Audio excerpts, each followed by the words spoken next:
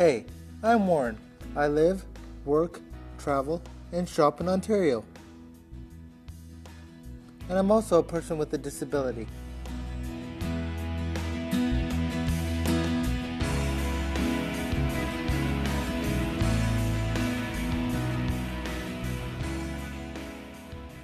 To me, accessibility means a level playing field and equal opportunity for everyone in all aspects of life, whether it be employment or access to businesses.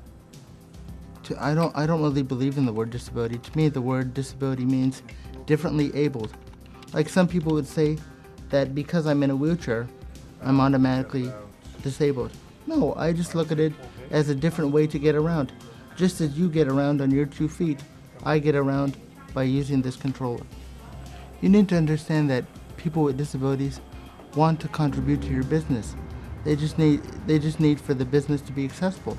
For example, having ramps to get into your building, or friendly customer service. Because in my experience, I find sometimes that business owners are afraid to talk to people with disabilities because they may have not seen a person with a disability before. What I want to tell them is that don't be afraid to talk to a disabled person. We don't bite. Did you know that currently in Ontario approximately 1.5 million people have a disability? Together with their friends and family, the number of people affected by disability is bigger still, and every one of them is your potential customer. This number doesn't even include the aging baby boomers that may not consider themselves as having a disability, but they may have difficulties with mobility, sight, and hearing. In responding to the growing need to make Ontario more accessible, in 2005 the province passed a new law, the Accessibility for Ontarians with Disabilities Act, the AODA, aimed at making the province fully accessible by 2025.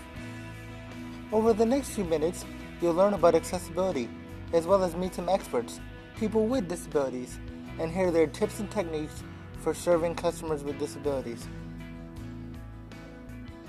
But first, here are some terms you should get to know. Disability means a restriction in a person's capacity to function resulting from impairment. While some disabilities are visible, many are not visible and not readily apparent. Some common disabilities include physical, hearing, vision, learning, developmental, and mental health. A barrier is anything that stops or makes it difficult for a person with a disability to take part in society or from accessing a service. It is important to remember that barriers aren't just physical, ones like a building without a ramp, but include a wide range such as physical, architectural, information or communications, attitudinal, technological, or a policy or practice. Now let's meet some people with disabilities who've experienced barriers to accessible customer service, people who could be your customers. Okay, my name is Victor Palmer. I am a loss prevention officer at a music store. I am, officially it's learning disabled. What I have is an auditorial deficiency, so I don't understand. I mixed up the vowels and consonants, when I mispronounce words. Hi, my name is Philip Daniels. I'm deaf. I'm completely deaf. Now I'm a part-time teacher here at Yeshiva Nevesh David. I am Kay Leslie. I'm currently working with Scotiabank as a human resource manager in workforce diversity. I was born with a visual impairment. I was born with a condition called macular degeneration. I'm Mary Daniel. I work with Link Up Employment Services. We're an agency for employment, helping people in employment. A woman of my condition, I have achondroplasia, and achondroplasia is another word for dwarfism. My name is Ezra Radford. Kathy Lemon, and I had a dream of having my own business. Well, this is the dreams. We bake brownies, lemon squares, date squares, cookies. I'm Laurie Sue Robertson. I own a company called Disability Awareness Consultants, and I teach people who aren't disabled how to work with people who are. I'm married, and I take care of my husband and my dad and my house and my cat and my dog and have a normal life like everybody else. I just happen to have arthritis that sometimes stops me from walking and sometimes doesn't. And I've got a seizure disorder that sometimes makes me choke and sometimes doesn't. My name is Lee, and I was diagnosed many moons ago with bipolar disorder. And my main thing is to educate people, to educate everybody about mood disorders so the stigma is eliminated. Yeah, I do motivational speeches, and I talk about my bipolar disorder. It's a very, very, very hard illness, but I've overcome it. A person who has a disability is not handicapped. It's the barriers in the environment that makes it very difficult for a person with a disability. Let me give you an example of what I mean.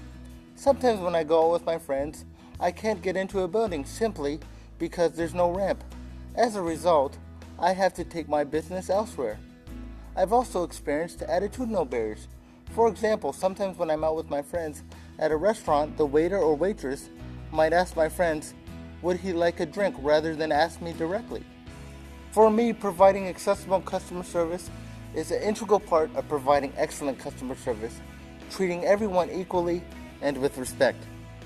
We're going to spend a few minutes with the people you just met as they discuss some of the barriers they encounter as a customer. I often go into a restaurant and there's good food and I want to order something and I point to what I want. But then, so they take my order, but then I taste it and it's not cooked enough. So I have to write down, and then the waiter apologizes and brings it back.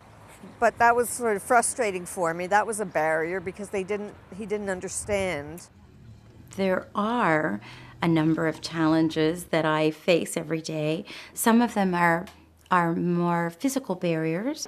I mean, I can't run, I can't jump, I can't do stairs, but I get most places that I want to go. Some of them are more attitudinal barriers. Well, I like shopping.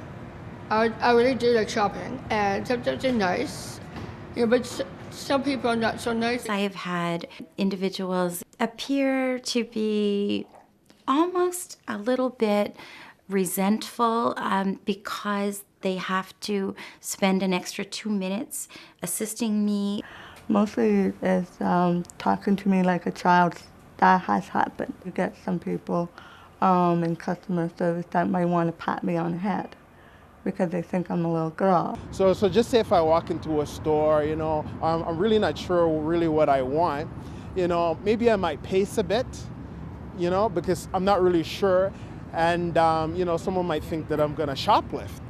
But really, it's because I'm confused. Businesses are beginning to realize that this is an important customer service issue. If you create an environment that's accessible and welcoming, people will come who have disabilities, and that's 16% of the population. So that's a lot of people. If people who are pleasant, who treat me very well, I would go back to the store. Welcome, my partner. If they want to communicate better, they can write things down. They can write to each other.